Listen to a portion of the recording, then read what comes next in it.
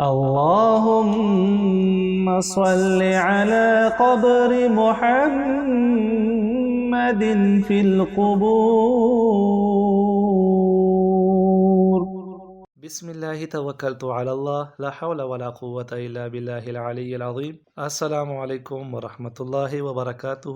معزز ناظرین اور سامعین کو اس چینل میں خوش آمدید. معزز ناظرین اور سامعین، انشاءاللہ آج ہماری شروعات نورانی قاعدے سے ہوگی. انشاءاللہ نورانی قاعدہ مکمل ہوتے ہوتے آپ لوگوں کے ذہن سے جو غلطیاں ہوں گی اور وہ شک و شبہات جو اکثر قرآن پڑھنے میں ہم لوگوں کو درپیش ہوتی ہے، انشاءاللہ وہ ختم ہو جائیں گی. نورانی قاعدے میں سب سے پہلی تختی نمبر 1، جس کا نام حروف مفردات ہے. معزز ناظرین اور سامعین، سب سے پہلے تو ہمیں یہ سمجھنا ہوگا کہ ان کو مفردات کیوں کہا جاتا ہے، کیونکہ ہر ایک چیز کے پیچھے ایک وجہ ہوتی ہے، اس کے نام کی، اس کے جاننے کی. مفردات اصل میں مفرد کی جمع ہے.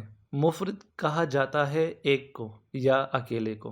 اس تختی میں آپ جتنے بھی الفاظ دیکھیں گے وہ ایک ایک کر کے پڑھا جاتا ہے اور وہ سب اکیلے ہوتے ہیں، یعنی کہ ایک بریکٹ میں آپ کو ایک ہی لفظ ملیں گے. اور اس ایک لفظ کو سیکھنے کی جو سب سے بڑی وجہ ہے وہ یہ ہے کہ آپ کی الفاظ اچھے طریقے سے ادا ہوں، اس میں کسی قسم کی کمی یا زیادتی نہ ہو. اکثر لوگ ہوتے ہیں وہ الفاظ پڑھتے ہیں زیادہ کھینچ دیتے ہیں یا زیادہ گھٹا دیتے ہیں، یا جو نرم حروف ہوتے ہیں ان کو سخت پڑھ دیتے ہیں، سخت حروف کو نرم پڑھ دیتے ہیں. سیٹی والے حروف میں تمیز نہیں ہوتی، حروف قلقلہ کی پہچان نہیں ہوتی، حروف حلقی کو ادا نہیں کر سکتے، حروف یرملون کو نہیں پہچانتے، موٹے حروف کو کس طرح سے پڑھا جاتا ہے اس میں غلطیاں کرتے ہیں. اور سب سے بڑی وجہ ہم آواز حروف، اس میں سب سے زیادہ ان لوگوں کو مشکلات کا سامنا کرنا پڑتا ہے. تو انشاءاللہ تختی نمبر 1 مفردات میں ہم یہ سب سیکھیں گے. دوسرا، یہ حروف مفردات کے علاوہ ان کو حروف تہجی بھی کہا جاتا ہے.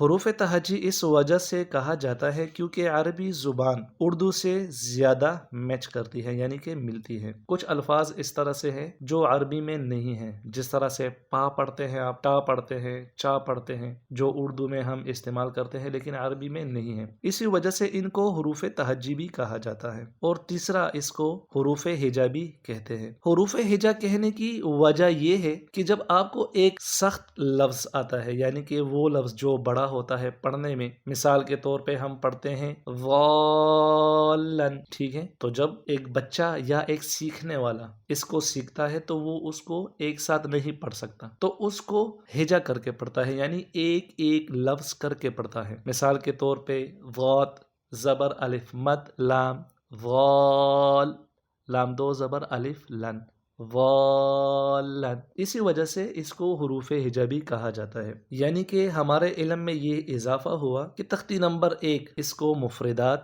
حروف تہجی اور حروف ہجا بھی کہا جاتا ہے. اسی کے ساتھ شروع کرتے ہیں ہم آج کا پہلا سبق. بسم اللہ الرحمن الرحیم.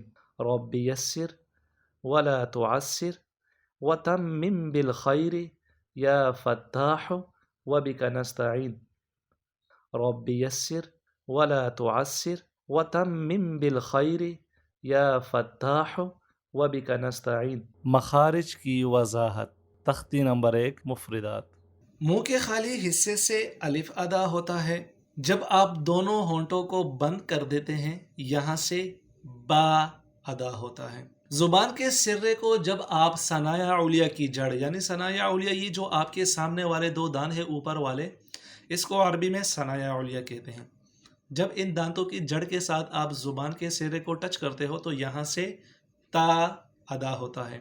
زبان کی نوک اور ثنایا علیہ کا سرا، یہاں سے ثا ادا ہوتا ہے. زبان کے درمیانے حصے کو جب آپ اوپر تالو کے ساتھ ٹچ کرتے ہیں تو یہاں سے جیم ادا ہوتا ہے.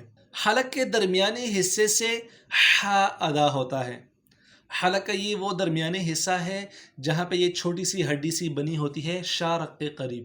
یہاں حلق کا جو شروعاتی حصہ ہوتا ہے جس کو ادنائے حلق کہتے ہیں، یہاں سے خا ادا ہوتا ہے.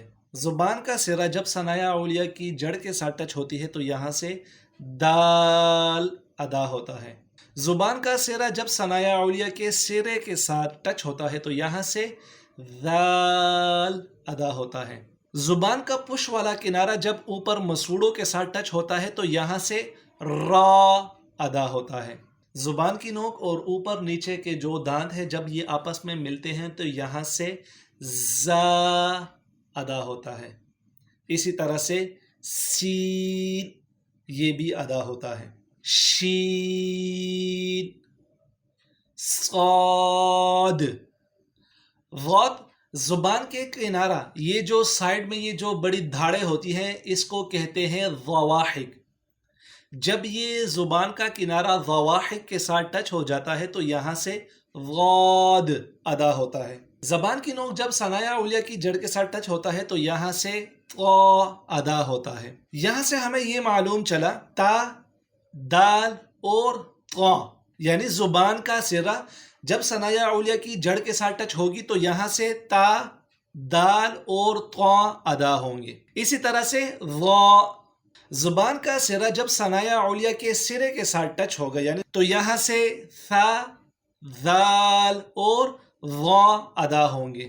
وسط حلق یعنی حلق کا درمیانی حصہ یہاں سے عین ادا ہوگا. ادنائے حلق سے یعنی حلق کے شروعاتی حصے سے غین ادا ہوگا.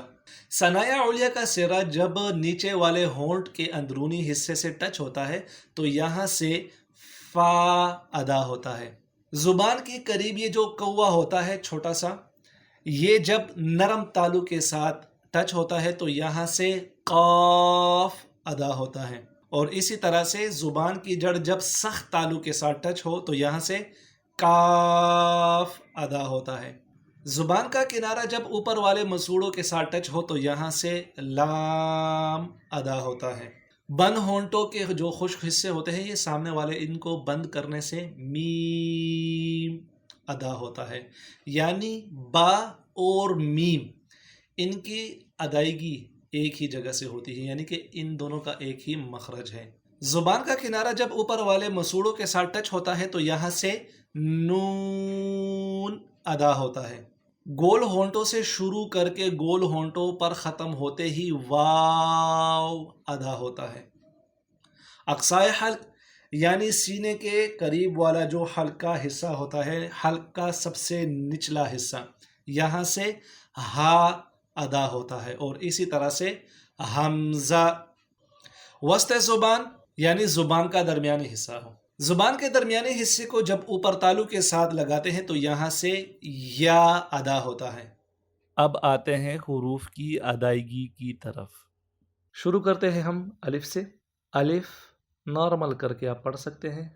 الف چاہے وہ عربی زبان میں ہو یا آپ اردو میں بھی کر سکتے ہیں تو وہ ایک ہی جیسے آئے گا. الف با، با، تا، تا، ثا، ثا، جیم، جیم، حا، حا، خا، خا،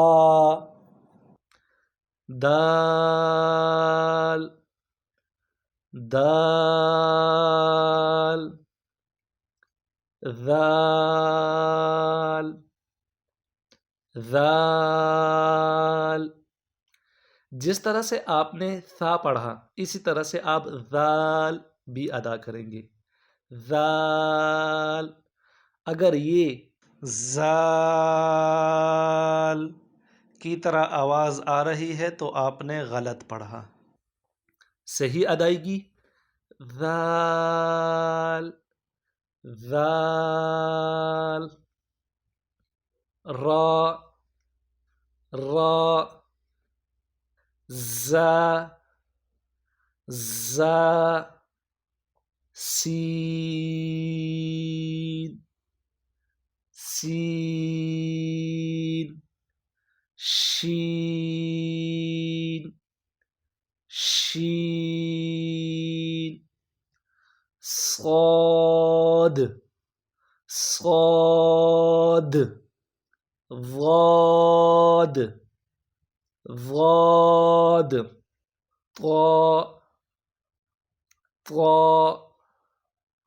ظا ظا عين عين غين غين فا فا قاف قاف كاف كاف لام لام ميم ميم نون نون واو واو ها ها حمزہ حمزہ یا یا دوبارہ ان کو دیکھتے ہیں. جن حروف کو ہم نے ایک ایک طریقے سے ادا کیے وہ بھی انشاءاللہ میں آپ کو بتاؤں گا. ان میں حروف حلقی کون سے تھے، ان میں موٹے حروف کون سے ہیں، ان میں ہم آواز حروف کون سے ہیں. سب سے پہلے ہم آتے ہیں حروف حلقی کو. آپ کا حلق کا جو سب سے نچلا حصہ ہوتا ہے، سینے کے قریب جو ہوتا ہے، وہاں سے حمزہ اور ہا ادا ہوتے ہیں.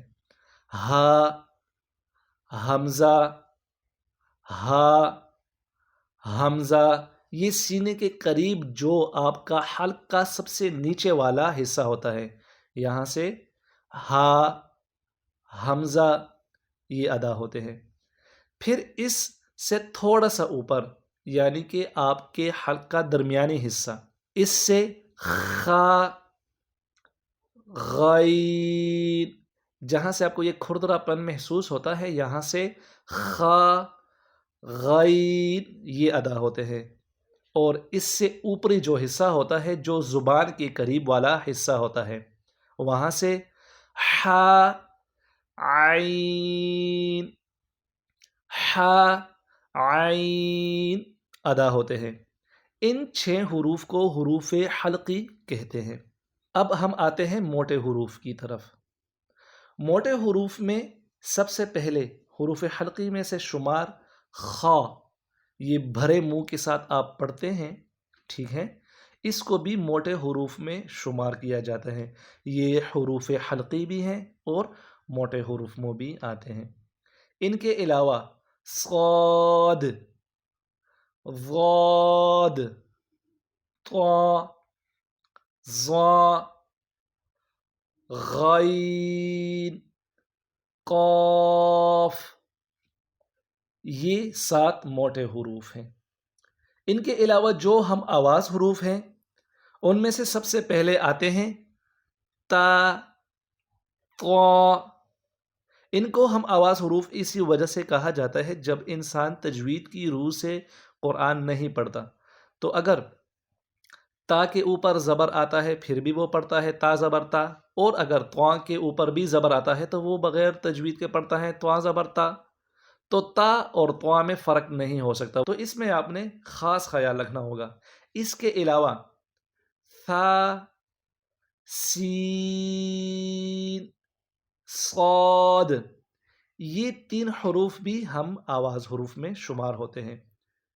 جس طرح سے بغیر تجوید کے آپ پڑھتے ہیں سا زبر سا، سین زبر سا اور صاد زبر سا، تو تینوں سا سا ہی ہوتے ہیں.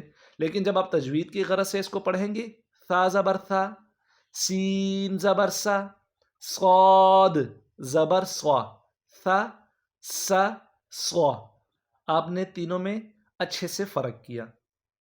اس کے علاوہ ہا اور ہا، یہ بھی ہم آواز حروف ہیں.